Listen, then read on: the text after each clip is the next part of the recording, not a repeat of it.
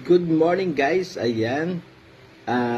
Pa-crown muna tayo ngayong umaga. Nga pala, nagkameron na po tayo ng performance bonus galing po kay Meta. At very helpful kasi ilang days pa lang po ay marami na po siyang nabibigay na dollars. Kaya kung meron po kayo o na-invite po kayo sa performance bonus, ito po ang inyong dapat gawin.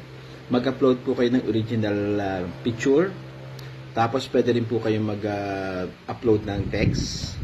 Tapos mag-upload din po kayo ng mga video. Pero hindi po yun nasa Reels. Kasi hindi po kasama sa Reels. Yung sa Reels dun sa performance bonus. And i-remind ko lang po din sa inyo na itong performance bonus ay by invite lang po. So meaning to say, after 30 days, pwede pong mawala at pwede uling bumalik. Kaya sana po nakatulong sa inyo itong aking insight na binigay.